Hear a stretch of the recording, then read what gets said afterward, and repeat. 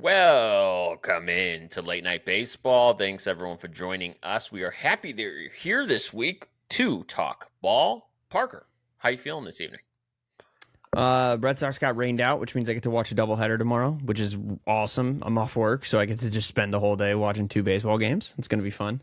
Hate the fact that the rain out did happen though. Was looking forward to watching some ball, but I'm good, man. I've been in a really Star Wars mood lately. I got the hat going.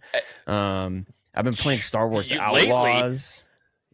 Well, okay. So I go through phases. Like I do definitely go through like I'm always into Star Wars, but right now I'm fucking Sure. obsessed with Star Wars. I'm playing Star Well, Wars I Outlaws right love now, and that. if you haven't played that game, it's incredible. Oh man, it's so good. I wish I knew what the phases thing felt like. It's for me it's just one long phase that never ever ends. It started in Which 1977. That's exactly right. Before I was even an idea or a thought, it was ingrained in me.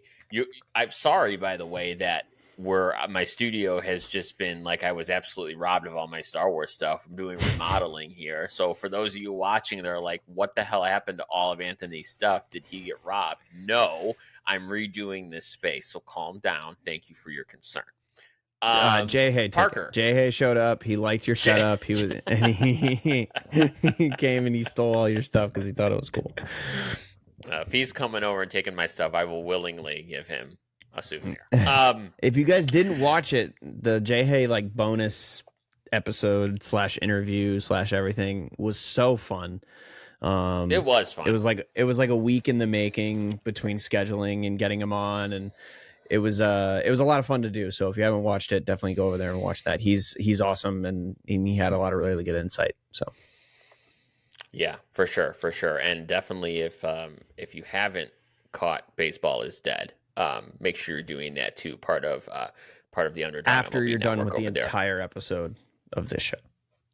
Correct. There is a prerequisite to that request. Parker, I gotta say, man, I'm really excited to talk baseball this week, mainly because we're getting to that kind of magic date in the baseball calendar. It's a tale as old as time. You kind of know what teams look like by Memorial Day. It's a good kind of barometer, litmus test, if you will, for kind of knowing what a team's going to be like for the remainder of the year, which means it's a good time to look at the standings. And Parker, there's actually teams that are starting to break away a bit here. And it's kind of exciting. Yeah, I mean we've got 5-game leads in the AL East, AL Central, 3.5-game lead for the Mariners. NL East has stayed relatively close. The Mets are still 2 games away from the Phillies, which is interesting because the Mets are 10 games above 500 and they're still 2 games back of the Phillies. So like that division is as competitive as we kind of thought it was going to be. Cubs have separated themselves by 3 games over the Cardinals, and the Dodgers, interestingly enough, are only 2 games up on the Giants. The Giants that you said I was crazy for thinking would be a good team this year, by the way. I still think you're nuts, and I think that is going to be a short-lived experience. So we'll talk about that at some point. Yeah, I do have a little. We didn't throw it in the rundown, but I do have a Dodgers point to bring up, albeit briefly later on. Cool. Well, Parker, I got to ask you about something that occurred at a recent Red Sox game, an ejection that involved Walker Buehler and Alex Cora. Admittingly, I heard about it. I have not seen any footage. I'm coming into this completely blind. So tell me what the hell happened. All right, so a little bit of backstory on the whole thing. Walker Buehler, he's been down for his last 2 or 3 starts. He was on the 15-day IL. He had some shoulder stuff going on, bursitis. Made his comeback, made a couple of rehab starts, and finally made his comeback against the Mets on, was it Tuesday. Now he was 2 1/3 innings in. Francisco Lindor gets on. He steals second. On the pitch was basically right down the middle. I don't have that queued up, but you'll see here in a second. The pitch was almost right down the middle. I believe it's in the clip I'm about to show you. But regardless, Mike Estabrook, who is the home plate umpire, called it a ball. Buehler didn't really get the call as the play, like the action of the stolen base was happening. So then after the call at second base, Buehler looks at the home plate umpire and asks for the count. And Estabrook says it's 0-2. And then Buehler was like, wait, no strikes. Or excuse me, not 0-2. He said it's 2-0. And Buehler said, wait, no strikes. Like, buddy, that was right down the middle. And Estabrook Well, let me just show you the clip. Let me show you exactly what happened. So, in my opinion, Estabrook unnecessarily escalates this situation. Here, let me go back to the beginning so I'm not spoiling anything. Unnecessarily escalates this situation, and it leads to the ejection of the Red Sox starting pitcher less than 3 innings into the game. So here we go.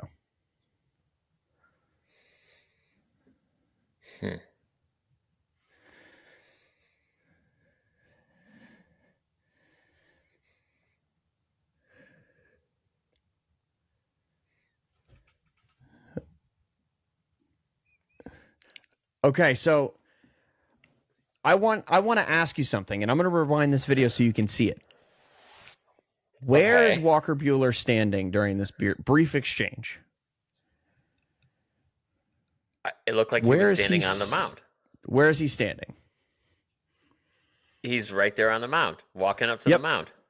Okay, so Walker Buehler was immediately ejected following this. And I'm going to keep it on screen so we can see. So he was ejected. He said, buddy, that was right down the middle. I think he led with, buddy, that was right down the fucking middle. Buddy, that was right down the middle. He repeated himself. Mike Estabrook, the reason the camera pans away is because you're watching the ump cam, and Mike Estabrook takes his mask off, walks past the dirt cut on the field, and points at Walker Buehler and says, like, we're not doing this, or whatever the hell he said to him.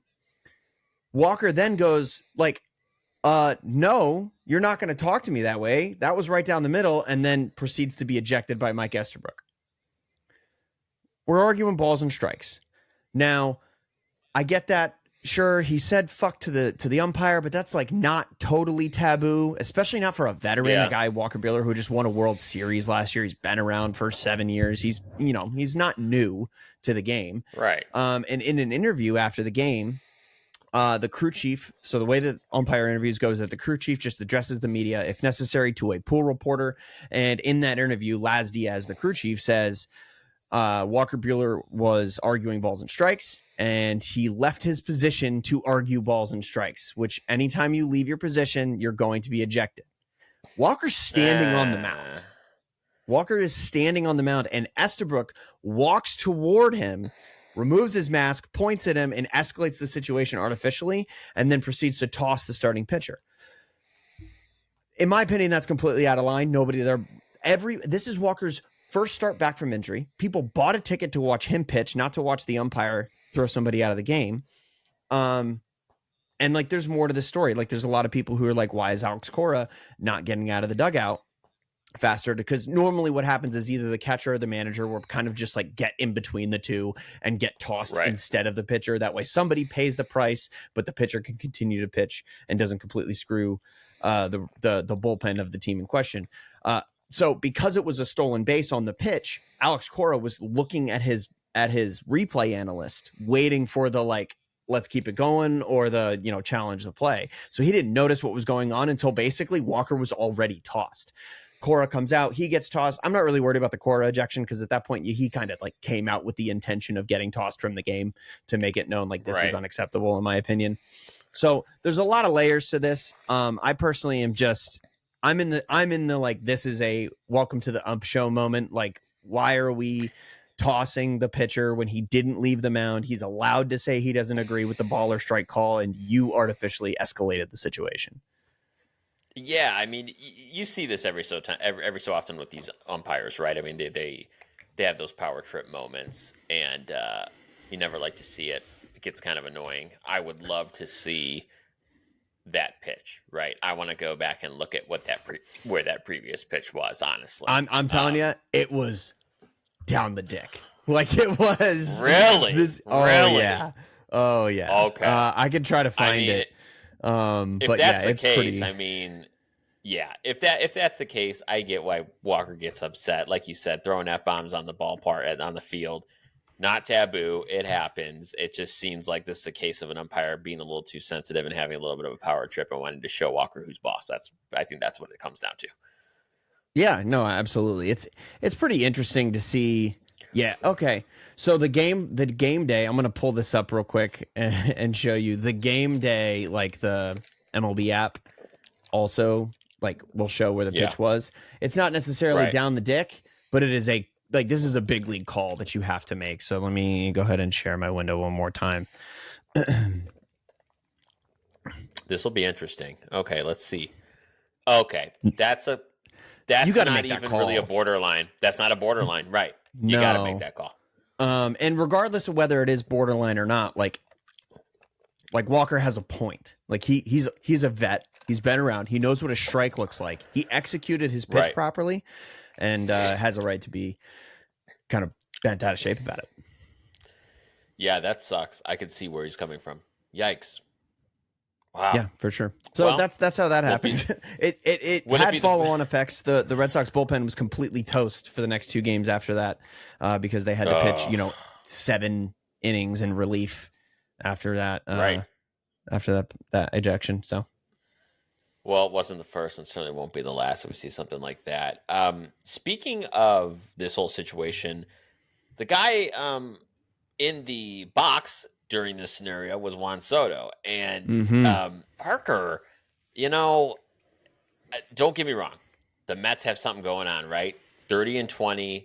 I will say it's been a rough 10 days for them. They're 5-5 over the last 10 games, so they're starting to slow down a little bit. But it'd be great for them is to get something more out of Juan Soto. And Juan Soto just has not been it. And we're getting to Memorial Day. I mean, he hasn't been Juan Soto, right? That's what I'm saying. Yeah, he hasn't been an $800 million player. He hasn't been terrible. I'd be happy to have him on my team. Sort of, to a certain extent. But right now this year, he is, he still has a 130 OPS plus. He's an 800 OPS. 8 home runs, but it's only a 243 batting average. His on-base percentage, which is like the one Soto calling card. It's the thing that gets him MVP votes, is only a 374. And in the series in New York, the Subway Series, like one of the most anticipated returns in free agent signings that we've seen in recent memory, he went 1 for 10 and walked 4 times and didn't play great defense and didn't really hustle at all. There's a couple plays where one play defensively, he let a ball bounce in the corner that he absolutely could have gotten to. Another one where he grounded out to second base and could have made it a very close play, if not beat it out for a base hit, and just wasn't hustling out of the box at all. And I don't have the clips queued up, but he was playing, he was visibly playing catch significantly closer to the bench than he typically does, because he was trying not to play catch closer to the fans before each inning, because he was trying to stay away from the fans. And I don't know. It seems like a situation where he wasn't ready to play into the whole, this is the Juan Soto return to the Bronx scenario, which stinks, because I think as fans, we want to juice that kind of thing up. But I expected him to be like a dog let off the leash during this series, and I think that's kind of just not what anybody got. Not to mention the Mets lose 2 out of those 3 games. Yeah, no, for sure. I think when I talk about kind of we're not getting the same Juan Soto, it's really been over the last 10 games. You're right. Yeah. He's not terrible by any stretch of the imagination, but I do worry about what we've seen in the last 10 games. Last 10 games, he has a WRC plus of 51. He's batting 143 over the last 10 games. So it hasn't been a great stretch for Juan Soto. Every ball player goes through a stretch like this, of course. Having said that, you kind of said it in the beginning here, is the Phillies. I think we all came into this season, and certainly the first half or so of April, had some concerns about the Phillies, but there they are back at it, right? And leading that division, they always find a way, those damn Phillies. And if the Mets think that they can just coast like they seemingly did all April with getting lucky with their rotation, I think that's going to run out here soon with a strong Phillies team. Yeah, absolutely. The Phillies are weird. I think still that this is the prove it season for the Phillies. They have to be good this season. They have to win a World Series this season, in my opinion, to finally justify all of this era of Phillies baseball with, Bryce Harper, Trey Turner, JT Realmuto, Nick Castellanos, Kyle Schwarber, like a lineup of absolute terrors for anybody who's going to be going up against them. The problem that we're seeing right now with the Phillies, and they've outperformed this, is that guys that you need production from are just not giving you that production. Like Alec Boehm has so far sort of gotten to the point where he's not a detriment so much to the team, but it is a 660 OPS plus because of how bad he's been prior to this most recent stretch. He is a -5 WAR. It's pretty bad. Max Kepler has not necessarily been the addition that we thought and maybe hoped he would be, at a half a WAR added this season and a 704 OPS. And then Johan Rojas with his 657 OPS. Like this lineup is relying on a guy like Bryce Harper, Kyle Schwarber, Trey Turner to carry a lineup that really needs more production from other places. And, you know, their pitching rotation's going to pitch. Like Jesus Luzardo is, I mean, he's absolutely nuts. Zach Wheeler is, of course, absolutely nuts, but he's 35 and could get hurt any day now. So it's all kind of on a knife's edge in the NL East right now. The Phillies currently just are the ones balancing on it, and we're going to see how that shapes out over the course of the rest of the season. Yeah, we'll certainly see. This is, you know, like we said, what? I forgot we didn't even put it in the rundown, but we have to talk about Jose Alvarado. Oh, PED suspension. That's right. Okay. Yes. So this is a perfect spot to do that now that we're talking about the Phillies. So yes. So Jose Alvarado suspended 80 games for PEDs, which this is, I can't really think of the last time. It's been a little while since we've had an in-season suspension for a major league player for PED. So this is pretty significant, and it's significant because it's one of the Phillies' better starters, a starter that now will not see the light of day for the rest of the season, certainly into the postseason. So this is, I would say, Parker, it's a hit that the Phillies took that they really, from a bullpen standpoint, can't afford to take a hit on right now. Mm-hmm. Yeah, absolutely. And I also just want to point out that this Jose Alvarado suspension, he's saying he took it as a weight loss supplement during the offseason. He is taking supplemental testosterone. Like, he tested positive for a supplemental testosterone, which, you know, that's a weird thing to take as a weight loss supplement. It is. Having said that, I'll add another layer to this. Is like, these players now, you know the rules. Like, your trainers, your whoever you're working with, like, you have a personal responsibility and they have responsibility to know what you're putting in your body. Like, guys, we're too old for this shit. We've gone through this too many times. We should know what's in these things. This shouldn't really be a surprise. Like, come on. Yeah, this isn't like a tangential substance either. Like, this isn't like a this is somewhat, because there are, let's be very clear, there are authorized performance enhancing substances. You are allowed to crack yourself out on caffeine if you're a closer and slam through Red Bull before you go out there. Like, that's fine. Totally fine. In fact, I would expect you to do so.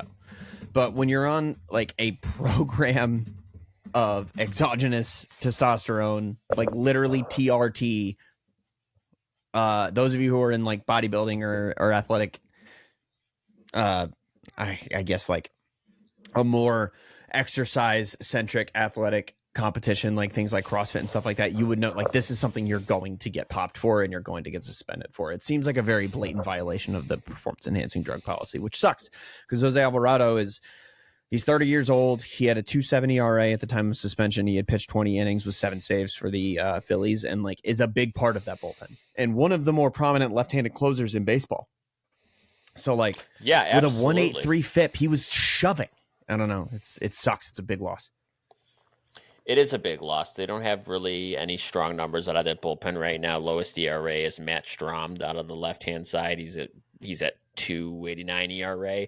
Jordan Romano has a high 7.27 ERA. I suspect that'll come down throughout the year. I think that's just a result of some bad games because his K per 9's at 10. So I think that's just a high mark for him this season. But outside of Romano and Strom, the rest is really just question marks. So if you're going to, here's what I'll say. I'm going to make this very, very cold take. I especially with Alvarado suspended, I think the Phillies are going to be one of the bigger players for relief pitching at the trade deadline for more than one arm, hands Yeah, I down. would imagine. I'd imagine Matt Strom, I think, is going to slide right into that closer role most likely. Jordan Romano also being a candidate for that too, but Matt Strom, like you pointed out, is absolutely shoving as well. It's a 1.9 FIP, it's a 1.45 ERA plus. He's probably the next guy, especially because he slots in that Yeah. lefty closer position. Yes. But I mean, yeah, I don't know. Big loss for the Phillies, but let's see how they do. This started as a Mets conversation, turned into a Phillies conversation. But yeah, that NL East is going to be interesting, especially if the Braves, like they took 2 out of 3 from the Red Sox, which I mean, anybody, I think, at this point could take 2 out of 3 from the Red Sox. But the Braves are and have begun to dig themselves out of the hole they created for themselves at the beginning of the season. And if they can really get it going, then this division becomes very, very interesting very, very quickly. It sure does because, folks, let's not forget Ronald Acuna is coming back. Yeah. Spencer Strider already back, right? So if those two guys come back and they're hot off the presses and they can contribute anything to that team, wow, won't we all be really dumb when we were giving them shit in April? Yeah. And I mean, we always talk about how baseball is this game of like getting hot at the right time. Nothing is more evident of that right now than this NL East, where the Phillies went on a 7-game win streak at the same exact time that the Mets decided to go 5-5 over their last 10. They lost 2 Crazy. series straight to the Yankees and the Red Sox. So like, I don't know. This is what we say about baseball. You got to get hot at the right time. You do. You absolutely do. Parker, I was obviously looking up news like we usually do every day because we're just knee deep in it all the time, and was really excited to see Kershaw earlier this week. It was off the IL and making his first start of the season. I think you and I are big Kershaw guys, Mm-hmm. and it got me thinking. And we've like covered this in the past, like slightly. I've been thinking about kind of the big 3 guys right now that are at the end of their careers and they're most likely going to retire together. I'm talking Clayton Kershaw, Justin Verlander, Max Scherzer. Yeah. 3 of the best pitchers of the game, certainly in the twilight of their career. They're certainly now, all 3 of them, not throwing what they were throwing even 2 years ago. But Parker, like I want to play a game with you because I want people to realize like how unique this is that we have 3 generational pitchers that are going to be retiring, all 3 of them hands down Hall of Famers. But the Mm-hmm. fact that it's happening at the same time is pretty significant. So Parker, before I give you a chance to talk about this, I want to play a game with you. I pulled some stats with these 3 guys, and I was actually quite shocked with what I found. I pulled all-time WAR stats, and Okay. I pulled all-time K per 9. Okay, so what I want to know from you is minimum 2,000 innings pitched in their career as a starting pitcher. That's the filter I used. All-time WAR. Where do you think, if you had a guess, Verlander, Kershaw, and Scherzer would be on that list? All-time WAR. In relation to All-time each WAR. other, I think I would put Kershaw above the rest of them, and then Scherzer, then Verlander. But Okay. I couldn't give you a position. Like I'm trying to think. I would say they're top, all of them top 25. That is a really good guess. That's a really good guess. So Verlander, 17th all time with Okay. 82.2 WAR. Kershaw, 25th all time with 76.3. And Scherzer right behind at 28th all time at 72.9. Okay. Um, that 3 pitchers that are pitching today that are in the top 30 all-time WAR is pretty significant. Now, Oh yeah. that's just the tip of the iceberg. I took it a step further. I was like, I gotta see K per 9 because you know what? It's Mm-hmm. all about the strikeouts now. If you had to rank these guys, just them, in order of their K per 9 without looking at it, which order would you have them in? Scherzer, Verlander, Kershaw. Close. Scherzer, Kershaw, Verlander. Really? Now, yes, now I'll make this even more interesting for you, Parker. Verlander all time has the 7th K per 9 all time at 897. Mm-hmm. Kershaw has the 4th highest K per 9 at 973. Scherzer, number Number one one. all time with 1066 K per 9. Like, guys, we have to understand how significant that is because you look at all Mm-hmm. time war leader, it's your boy, Roger Clemens. Okay. Yeah. You look at all time K per 9 leaders, who's up there with Max Scherzer? You got Scherzer number 1, Randy Johnson number 2, Pedro Martinez number 3. Is That's like a Chris Sale Mount up there? Rushmore of pitchers.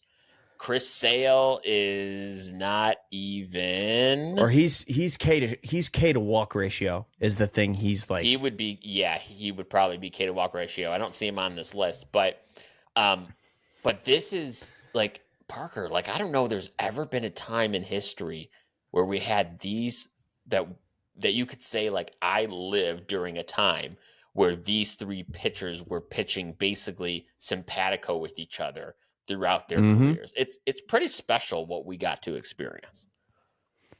Yeah, I mean it's I think it's super easy to overlook it, especially because even in recent years, I think we've gotten spoiled before this era. The 90s, we had guys like Greg Maddux and then Roger Clemens and Randy Johnson all at the same time. But like, this is Yes. our today's version of that. And it's happened to kind of like 2 eras in a row now. But to point out like who are the next 3 who if this is the new norm, right? We have 3 of these guys at any given time. Who are they now? Who are the next ones? I don't think you can point any out that are like slam dunks. These are who's separating themselves. And I think that in particular illustrates the point. Like we're talking about 3 guys here. I think every one of them has won a Triple Crown. If not, definitely Verlander has won the Triple Crown. Verlander and Kershaw, not just Cy Young winners, MVP winners. They've won MVPs as starting pitchers who only pitched 35 games at most in a season during the regular season. So like these are all guys who have won rings. These are all guys who are basically at this point, it seems, Kershaw's I don't think a part of that, but Verlander and Scherzer are basically pitching to see who finishes with most strikeouts. It feels like right now, because I think they're within a few of each other for like the all-time strikeout leaderboard at this point. Absolute ace competitors. Like people forget about how dominant these guys are. Justin Verlander to me is legitimately the second coming of Roger Clemens. Like this guy came back after a Tommy John surgery in his 40s and won a Cy Young award. Like we haven't seen any performance like that this deep into a career basically since people were just taking steroids to stay relevant. The people that you compare that performance to are the last 3 guys I mentioned, which are Roger Clemens, Randy Johnson, Greg Maddux, guys who can still pitch into their 40s with dominance. And it just doesn't happen. I'm not saying that they're super dominant now. I mean, Kershaw, I had it pulled up a second ago, but Kershaw didn't exactly shove in his one outing he's had this season. He pitched 4 innings. Let me see. I've got his earned runs pulled up. It's 4 innings, 5 earned runs. So like, yeah, okay, he got shelled. But he's also providing depth for a Dodgers team that desperately needs it in the rotation right now. And who would you rather have in that room with your starting pitchers than Clayton Kershaw? The answer is nobody. No. Walker Buehler came over to the Red Sox this past offseason and has done nothing but just wax poetic about how amazing it is to be brought up with Clayton Kershaw as your mentor and learning how to compete from him. So, and that just goes, ditto for Verlander and Scherzer. Absolutely. Your point's a good one. MVP winners that were starting pitchers, only 17 in Major League history. Kershaw and Verlander are 2 of them, which is... And in the modern I think, all you analytically need to driven know. era, it is very hard to win an MVP as Yes. a starting pitcher. I don't know if we'll see another one if it's not like a, sub 2 ERA, sub 1.8 ERA kind of season, Yeah. Is this a good time to bring up Paul Skeens as probably the next person who could do it? I could see that. I could see Paul Skeens doing it. Yeah. What's his numbers? I haven't looked him up in a while. What are his numbers looking like this season? Um, I think Paul It's funny Skeens too because is. a couple weeks ago we talked about this. Mhm. Yeah, he's a 2.4 ERA, 2.44 right now. He's got it literally like right below a 10K per nine, which is that barometer for, in my opinion, like for a number one, like to have a day, when like teams will tweet out like it's Chris Sale day, it's Kershaw day, it's Skeens day. I Yeah. think Right. to like rate that tweet, I think you need to have like in the ballpark of a 10K per nine. Um, and I think Sure. he's doing Sure. that. He's doing it great. He in 2025, Paul Skeens, I want to point out, has a complete game, which is something we did not think we didn't see last year and didn't know if we would see because of how conservative the Pirates were with his longevity. But we're seeing them start to stretch him out a little bit more. I will say the performance is a little bit down, but that's not even fair because you can't have a 2.14 ERA plus for your entire career. It's only a 1.73 ERA plus this season. Like he's still nails, and for a Yeah. really bad Pirates team. So kudos to him. Parker, I want to use the large chunk of our time tonight talking about the Baltimore Orioles. They're kind of stealing the spotlight in Major League Baseball right now for all the wrong reasons. They recently, of course, what was that? 3 or 4 days ago now, let go of their manager Brandon Hyde. Brandon Hyde was this season was his sixth season managing that team, and everything just doesn't seem to be clicking for them. There's a lot of question marks about what this means for them going forward, particularly this season and beyond. And I kind of wanted to have kind of a come to Jesus conversation about these Baltimore Orioles. Um, First, I want to talk about Brandon Hyde. I said it a little bit in a video that I posted, one of the shorts that I had posted as an immediate reaction to this. Man, Parker, like managers, it's tough being in baseball and being a manager in these situations because I think if you're any fan who's followed baseball for a hot minute, you know that the manager has, at the end of the day, minimal impact on a great deal of things. I mean, let's just Like be honest 10%, here. They're not right? 10%. Like you're not going to get 2 or 3 wins or losses either way out of a manager. You're just not going to. It's not a war contributor. Mm-hmm. But at the end of the day, it's a shitty situation because there's no team on earth, theoretically, that can go, 15-30 in the first 2 months of the season and no one keeps their job, even if it's not your fault, right? What are they going to do? Keep the manager? So it's just, I feel really bad for Brandon Hyde because he is yet another manager that's scapegoated in a situation that is of anyone on him the least, in my mind.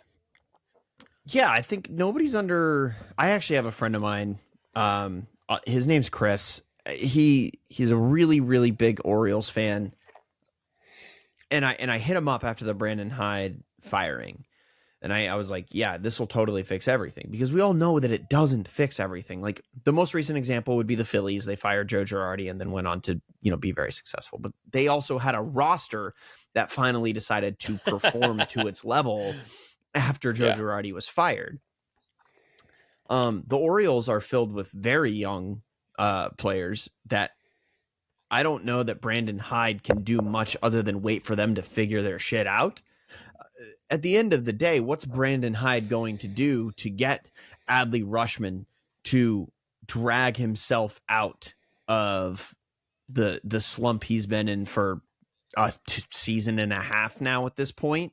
Jackson Holiday to figure out his swing, Gunnar Henderson to be the MVP candidate that he was last year.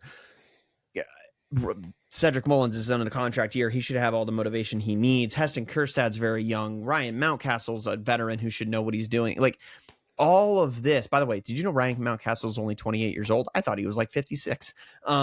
Yeah. But Slight roundup. so to my point, I just think it's very weird to put all of the blame on the manager, especially because who's the guy who fires the manager? The general manager, right? Like the president of baseball operations, the super duper baseball guy, or whatever the hell your team calls it. And in reality, if you had to ask me whose fault it was that this is happening, I would put it on Mike Elias before I put it on anybody else, because every single fan knows that Mike Elias did nothing to supplement this roster in the offseason. We said it on the podcast. In our rankings, we tanked the Orioles projections and our personal projections of them because we just didn't know if they had any pitching to bring into this season. Turns out, shocker, they don't. And that's not really surprising to anybody who was paying attention in the offseason, and Orioles fans were. Apparently, Mike Elias wasn't, because he fired his manager. And in my opinion, Mike Elias deserves to be fired. We've kind of been calling for it without saying it over the last few weeks.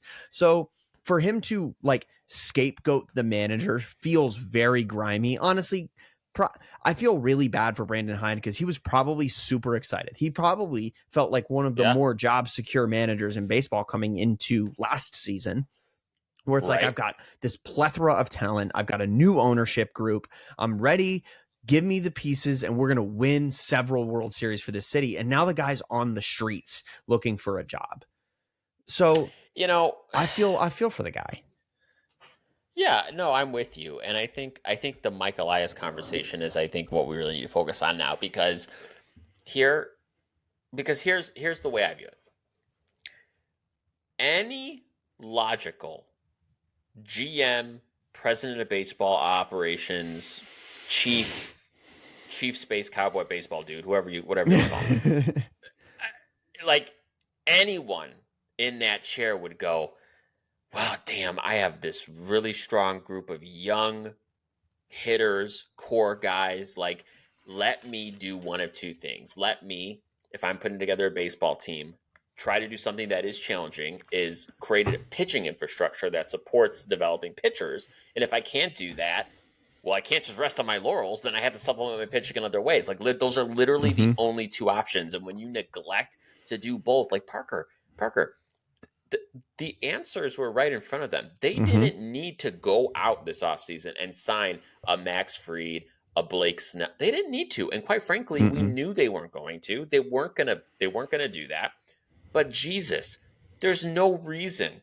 We've said this before on this show. There is no reason Garrett Crochet should be in a Red Sox uniform. There's no reason why you couldn't go pick up a Nick Pivetta, Nathan Eovaldi, a Walker Buehler. like a Walker Buehler, like two of those guys and a Crochet, and we are not having this conversation. Now, asterisk there.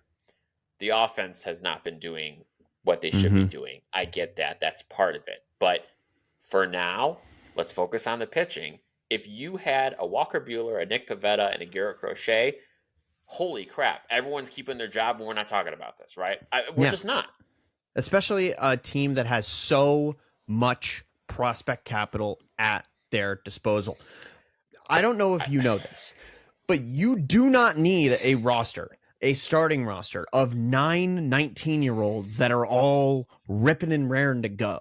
You can trade some of those fucking guys. Like, okay, I go back to this past offseason when we started this podcast, which we've been going now for like 30. This is like episode 34 or 35. And so that puts us over the 6-month mark. So I remember talking in the offseason with you because you were like, what's going to come to Chicago in return for Garrett Crochet? Because the worst kept secret in baseball was that Crochet was on the trade block and he would not be a White Sox come this upcoming season.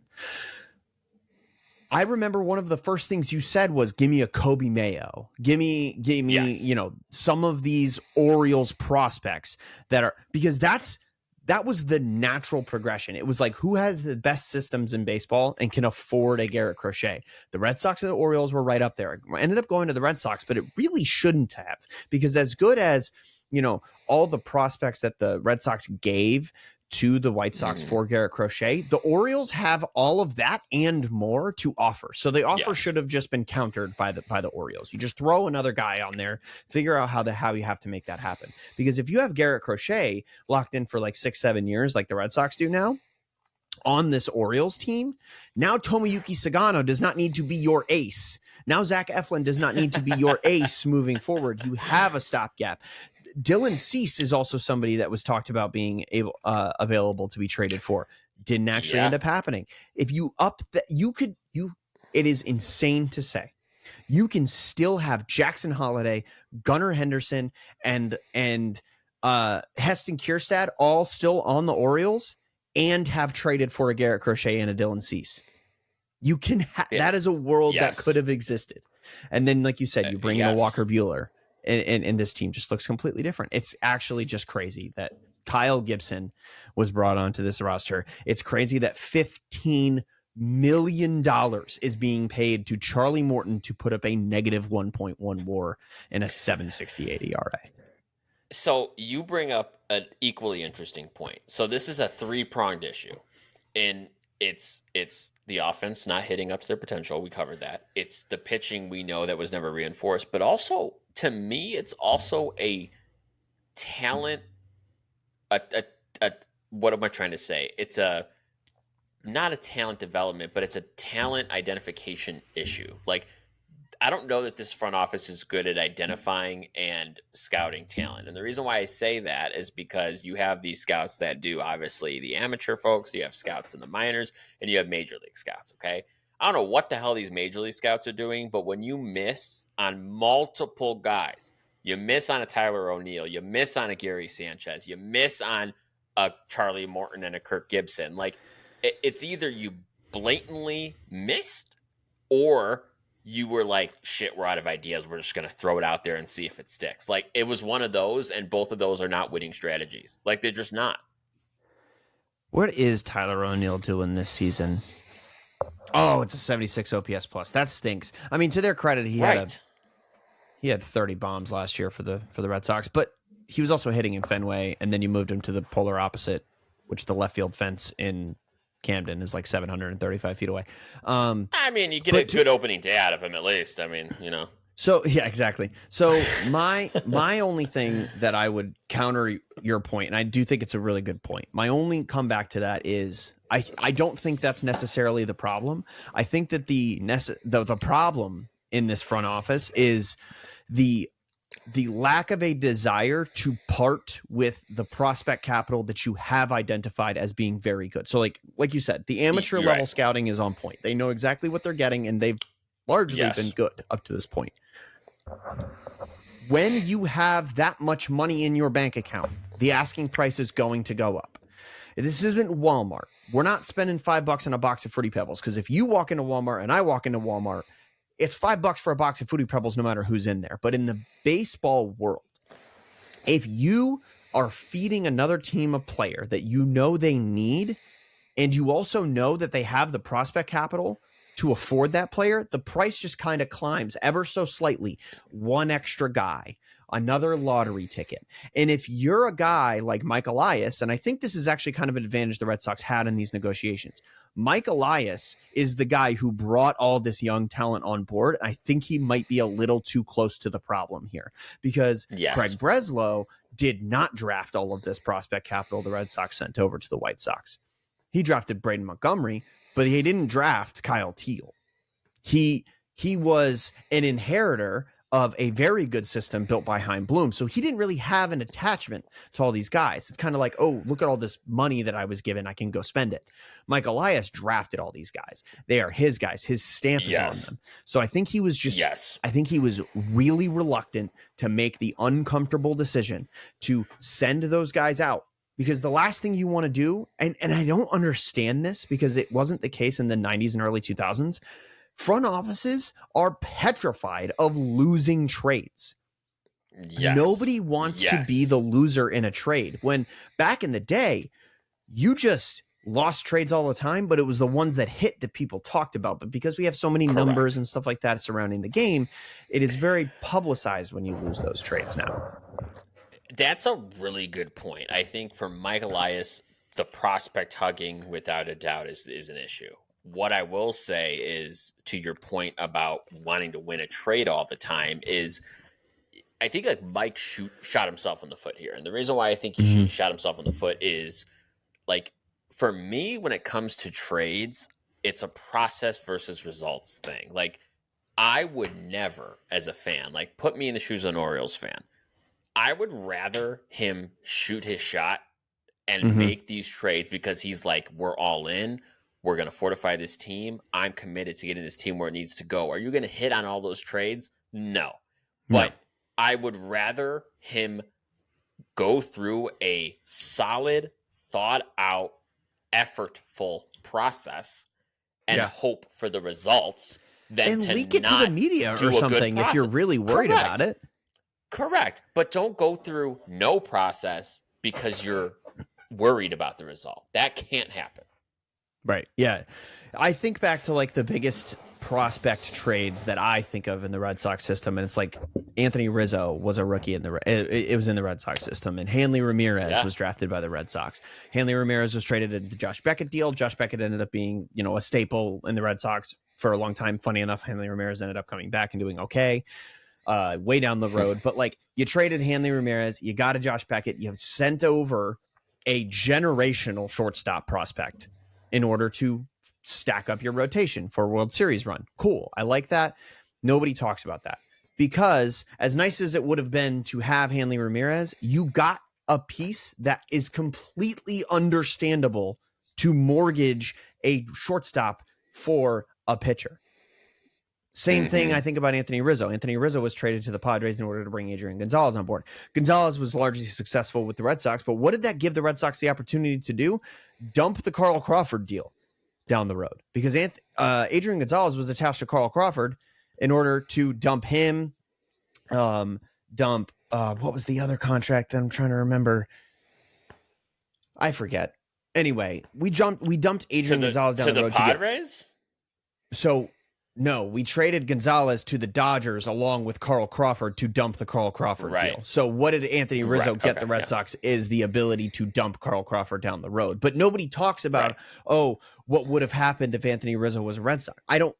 I've never heard that. And it's because you traded a lottery ticket to a team who needed time to build up their roster for a actively performing player right now. If Adrian Gonzalez had gone 0 for 400 in his Red Sox tenure, we would not be talking about it still because he was a known quantity at the time. If you dump prospects for known quantities, it is a very explainable and redeemable trade regardless of whether you lose it or not. Well, that is the key point there, and I don't understand why Mike Elias is, and it's not just Mike Elias. There's other GMs that struggle with this and do the prospect hugging and are afraid to trade prospects. But folks, if you look at the landscape of the game, like you talk about, that's a great example of a good Red Sox trade. Like, if you go back 10, 15 years, you saw more MLB for MLB player or MLB level trade. You saw, solid MLB player traded for another solid MLB player. Like need for need. That's few and far. Right. Now that's few and far between. You're only doing prospect level deals essentially now. So you better get used to it. Like, I don't know. There's no other option. Yeah, it seems like it's always like this guy for cash, this guy for two prospects. Like, it's very I just don't. The Red Sox have a need right now, and I keep going back to the Red Sox. It's just what I know, guys. I'm sorry. They have a need for a first baseman right now, and at this point, it's like, okay, trade one of the plethora of other position players we have for a first baseman. Like, why is Nathaniel Lowe not on my team right now? For somebody that, like, yes, it would hurt to get rid of, but also we have somebody in the wings waiting to replace them, and it just doesn't. It sucks. It doesn't make any sense. It's not just a problem with the Orioles, but the Orioles right now are the poster child of it because it's just that's how the season's shaping out. You know what? I'm to be honest with you is I know you guys had a first baseman opening, and I was really excited for you because I was like, this is a chance for Parker to get his boy back. But the Brewers, they freaking signed Bobby Dahlbeck to a minor league deal. And I was like, damn it, Parker, could have been you. Could have been you. It's so funny, too, because all the Red Sox beat reporters were like, by the way, White Sox DFA'd Bobby Dahlbeck, and Tristan Casas just went down on the same week. And I was like, oh, my God, Bobby's coming back. But it didn't happen. Bring him home, boys. I want Nathaniel Lowe. But Ryan Noda was just traded for cash today to the Red Sox. So. There we go. There we go. Maybe I we like can that. get 23 Ryan Noda back. Hey, yeah, whatever it takes at this point. I mean, clearly Rafael Devers ain't taking first base. We've established that. So no, Christian Campbell's on like his second week now of working out at first base in preparation to take over the position, and Marcelo Meyer's been playing second base in AAA the whole time. So, man, oh man. So, I guess to wrap up the Orioles conversation, because this is something that we'll continue to follow. 2 questions for you, Parker. Let's start with the first one. Let's talk about the first one first. Are the Orioles? Can we kind of just bury them in the grave? Like it's Memorial Day coming up here next week. For this season? Is there any chance they turn this around in 25, or are they done? No, I think they're done. For 2025, I think they're done. They're 10.5 games back. 10.5 games back of the wild card, 13.5 games back in the division. I think it's over. That's a lot. I think the last time we saw a comeback of that level was the Nationals in 2019, and to be fair, they won the World Series. But this lineup could hit at the potential that we see for them for the rest of the season, and I still just don't think it happens. Like, think about that Nationals team and what they were able to accomplish, and also think about the pitching that they had on that roster. It was much better than what's going on in Baltimore right now. I literally think that the Baltimore Orioles are going to have a problem keeping healthy pitchers on the roster because they are going to need to ride mediocre arms to the point where they explode. I think you're going to see a lot of openers. I think you're going to see a lot of bullpen games. I think that they're going to have a very tough time making it through the season. But you know what? Here's the bright side of that. Tyler O'Neill's around for 3 years. You have a bunch of prospects that you can use in the offseason to replace guys like Cedric Mullins, who expected to leave in the offseason. You have developing talent in guys like a Kobe Mayo, like a Jackson Holiday. Gunner's only going to get better, I think. Maybe Ali gets himself out of the funk. If this lineup, this is just the same conversation we have had for the last 2 years with this team. If this lineup does develop to its full potential, it is a slam dunk division winner with 3 number 3 starters in their rotation. Correct. And I think this becomes a situation where I don't think Oriole fans need to worry about like a rebuild or anything like that. This is at minimum a retool, and it will require Mike Elias or someone just doing the damn thing, just committing, trading away from some folks. And you kind of said it earlier, right? You don't need all the guys on your team to be under 23. You know what I mean? Like, no. This doesn't have to be the Baltimore Young Bucks here. You know, you can take, dare I say it, but take a Colton Cowser, take a Jordan Westberg, trade him. Cody Bellinger is going to be a free agent. Right. Like, if it means you get something really good for those players and you fortify, use, again, a strength to fill a weakness, like, just be bold. Just do it. Like, enough sitting on your hands. Like, I agree with you. I think they're done this year, but it's going to be very interesting to see how bold they are at the trade deadline, and even more so, how bold they become in the winter. Because one of 2 things are going to happen, Parker. Mike Elias will not be the GM come the winter, which is a real possibility, or Rubenstein goes to Mike Elias and says, "Hey, buddy, if you're keeping this job, your ass better be moving starting in September." Like, you know who I'm on the phone with today is the Pirates. Theo Epstein. Just kidding. No, I think I'm on the phone with the Pirates. Yep. Not for Paul Skeens. Not for Paul Skeens, but for Jared Jones. Yep. Jared Jones is going to miss this season. Yeah. He's getting elbow surgery. He's going to miss this season. He'll be back midway through next season. Your window is not opening again. It arguably didn't open, but it's not opening again until, if not next season, the year after. Get a Jared Jones on your roster. Send Grayson Rodriguez to Driveline. Give him a fake injury and send him to Driveline this season and let him figure it out. And supplement your rotation with one more like veteran guy, one more arm that you can bring in. Like, oh God, I'm trying to think of guys that are ready to hit free agency. Like, do the Chris Sale deal that the Braves did with the Red Sox. Bring in a guy who has a lot of upside, is maybe aging, reaching a point in his career where it's like, are we really going to hang on to this guy and bring him in, somebody who knows how to win and can teach these young guys how to win? Because so it's kind of the same conversation also with this Orioles lineup that we have a lot of times in the Red Sox space. Lou Merloni brought it up in just a video he posted on Twitter. The minor league environment for minor league hitters is very selfish. If you're losing a game in the 8th inning with a runner on second, you're losing by 1 run, you're trying to hit a home run to put your team up, because a home run is what's going to get you called up. There's very little sacrifice bunting, sacrifice flies, things like that in the minor league level, because the whole goal is not necessarily to win the game. It is to inflate your baseball reference page in order to get called up. Their roster, the Orioles roster, is littered with guys who have never once played winning baseball at the major league level and have no clue how to do that. Jackson Holliday's not laying down bunts, at least not programmed into his DNA. No. Right now, he's focused on smashing the ball into the gap. And if a whole team starts to make that transition into, we're going to start playing winning baseball and not necessarily baseball card baseball, then you start seeing a culture start to change. And guys like Tyler O'Neill, Cedric Mullins, even to a certain extent, Adley Rushman and Ryan Mountcastle on that roster need to start taking leadership roles and coaching these young guys into, this is how you play winning baseball. This is how you win baseball games you were not previously going to win, by doing the little things right. I mean, I'll tell you what, man, those Norfolk Tide games, it's like watching Slugfest Fully Loaded. It is just like less punching the first baseman and Dolphins swinging bats. I mean, it literally, I don't understand. Your point is such a good one. They come up and it's an entirely different approach to the game, seemingly.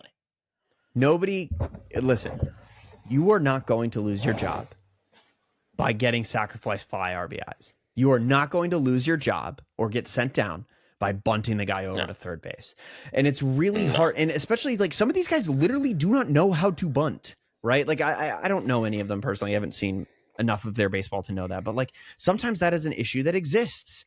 I just watched Cedar Rafaela not be able to bunt somebody over because he's a young guy who just came up through the Red Sox system last year, made his big league debut last year, and then like now he's in this position where he's the 9 hitter and is trying to turn the lineup over, and all he's ever tried to do is swing at everything and hit home runs. So this is a problem that doesn't just exist in Baltimore, and sometimes it really just takes into a veteran to get in the head of these guys, not even a hitting coach, but a veteran, to like tap them on the shoulder before they hit the on deck circle and be like, hey, your job's not to get a home run here.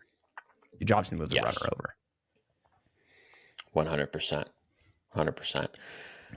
Well, Parker, we'll be following that. We'll be following the Orioles. It's going to be very interesting to see what happens as we get closer to the middle of the season here, and certainly at the end. We'll see what happens, what the future holds for Mike Elias in that front office. Parker, before we get out of here for the night, you know, you're a stat head. I think people know that about you now. You like digging into the numbers and kind of seeing what you can find, and you found some doozies today. So I wanted to kind of give Parker his stat head moment and share with us some interesting things that you found. Yeah, absolutely. So I was looking at, we almost brought it up the other day on the last episode. We didn't end up getting to it because we ran to like an hour and like 30 minutes or something like that. But Aaron Judge is currently, in case you missed it, he's having like one of the best seasons a right-handed hitter has ever had. To point that out, I want to Aaron Judge carried a 1246 OPS into play today, 48 games into the season. The only other Yankees to do that to start a season through 48 games since integration in 1947 when Jackie Robinson broke the color barrier, there's 2.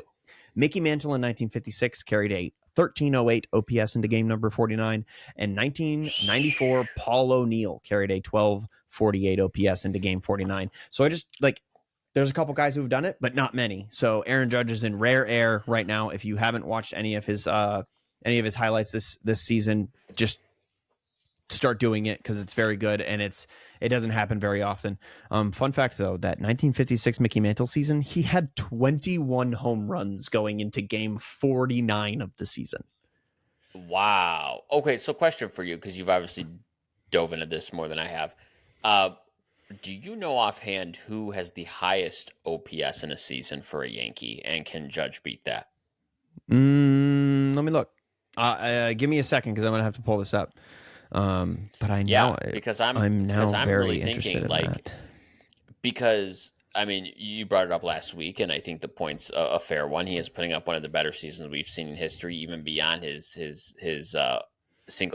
breaking the single season home run record, right, for 62 in the American League. So uh, he's, I would say, when you look at the pure hitting clinic that he's putting on this year, this is better than that season. Forget the home runs, like the actual like approach at the plate, decreasing his strikeout rate. He is an all-around better hitter now than he was that season. And I think his OPS number is it could break some records this year, I would think. Yeah. No, that's 100% within the realm of capabilities. I'm letting that stat head query. I've got it running right now. I've got it since the integration era, basically all Yankees offensive season. See who comes up with the best OPS. I've got another one though, and it is that the Red Sox bring 11 blown saves into through 51 games. In 2025. That puts them on pace for 35 blown saves this season, and only 3 teams in history since 1947 at integration have done that. And that is your last year, 2024, White Sox with 37 blown saves. The 2021 Yeah. Nationals had 37 blown saves. And then the only team with a winning record on that list are the 2022 Tampa Bay Rays, who had 36 blown saves, but did win Wow. 86 games that year. That is crazy. I wow, that okay, so a couple things are coming to my brain here. Number one, huge fan of when anyone asks like whose team that did the worst of this in Major League Baseball history. You can always just go to 2024 White Sox, which is such a pleasure in my life. But the second part of this that's interesting is Parker. If the Red Sox keep this up, they're not going to get past 500 this season. This has to really grind your gears. No, yeah, nope. That's it's not gonna I'm not gonna be a happy camper. I got the query to pull up, but for some reason it logged me out of StatHead, so I couldn't see who it was. So now it only took a second, so I do want to find this. But For but the hold on, Yankee season. I want to bring something else. I want to bring something else up with this too, because I think this is also some pretty good context here. This is a team, when we talk about that they've blown that many saves already, guys, this is a Red Sox team that has Aroldis Chapman and Liam Hendricks on this damn team. Mm-hmm. Like, say what you want about the fact that they're at the later of their careers and they've had up and down seasons and whatever. Those are two of the biggest closers in baseball now and over the last several years, and this is what you're getting out of it. Ew. Yeah, no, especially like Liam Hendricks had some comments over the last couple games. Like I'm mad about how much I'm actually getting in terms of play time, and it's like chicken to the egg kind of with him at this point, because who like what's the problem? Are you not getting appearances because you're not performing, or are you not performing because you're not getting appearances? Like you're not getting enough work. So it is what it is. So let me tell you from my experience with Liam Hendricks, seeing him in Chicago, he is 100% that guy. And this is anecdotal, having seen it, is the more innings he pitches, the better he is. I have no Mm-hmm. doubt in my mind about that. So I would bet that that's the way that goes. Uh, I would love to see the Red Sox utilize him more frequently. I think you'll get a better result. Is he the same pitcher he was lights out, like basically Mason Miller level, like 4 or 5 years ago? No. But I No, think you're going to but get a lot better out of him if he's more consistent with innings. he's a big leaguer. He's a veteran.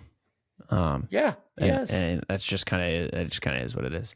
So it's kind of a weird way of doing the search, but I did over a span of 150 games since 1947, playing for the Yankees in the regular season from the start of the season. Every single season since integration, sorted by OPS. The top 3 results are Aaron Judge, Mickey Mantle, and Aaron Judge. Number There you 4, go. number 4 is A-Rod. Number 5 Yeah. is Aaron Judge. Wow. Yeah. Okay, so this is how I want to end this. This is the perfect way to end this show. Clip it here. I want everyone to simmer on this.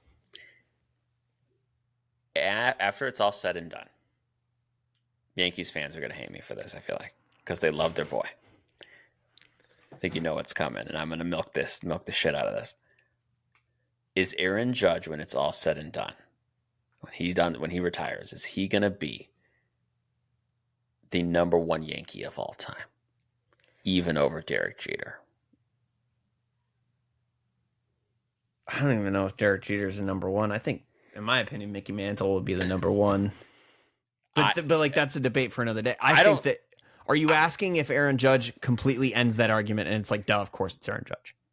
Yes, because I think there's a lot of asterisks with Babe Ruth. Like I think we could talk about Babe Ruth's so great, but I'm gonna hitting against plumbers. Hot take here. Don't think Babe Ruth was all that great. I'm gonna be honest with you. That's just my opinion. But you talk about a Mickey Mantle, you talk about a Derek Jeter for different reasons, of course. But I don't know that you can close the book on saying that Aaron Judge could surpass a Mantle and a Jeter for the greatest Yankee of all time. I think the three people you look at are Judge, Mantle, and Jeter, just because longevity with the team, and then also like peak years with the team. I'll tell you by OPS, by season OPS, Derek Jeter doesn't appear on this list in the top 10. No surprise there. Yeah. So it's number 11 though. So like he's there, but it's Aaron Judge, Mickey Mantle, Aaron Judge, Alex Rodriguez, Aaron Judge, Mickey Mantle, Alex Rodriguez. Like that's what the top 7 looks like. So I think it's Aaron Judge and Mickey Mantle as it pertains to hitters. And you know what's funny about Judge, Mantle, and Jeter? I'm pretty sure they're all captains of the team. So like I personally believe that in 2025, Aaron Judge has put himself in that conversation of like top, definitely on the Rushmore of Mount Rushmore of Yankees, that's nuts because that's a crazy list of people to have to pick your Mount Rushmore from. That is a great. Next week, let's do a Mount Rushmore. Not for the Yankees, but I've been dying to do a Mount Rushmore exercise with you. We have to do one. Okay. Sounds good to me. All right. Last word, Parker. Do you have a last word for us today? I'm so excited for this doubleheader tomorrow because I get to watch baseball all day, but that's about it. Good luck to you guys. Appreciate you watching. Good stuff.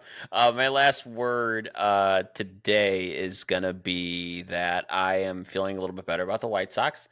Honestly, Tim Elko, folks, give a Google. Give a Google to Tim Elko. He's hitting some bombs and he's taking some names, and we got to see him literally in spring training, like 30 feet from us, Parker. Yeah. It was awesome, and I'm a big Tim Elko fan, so that's your homework assignment from Anthony tonight. Go ahead and go to see some recent highlights of Mr. Tim Elko.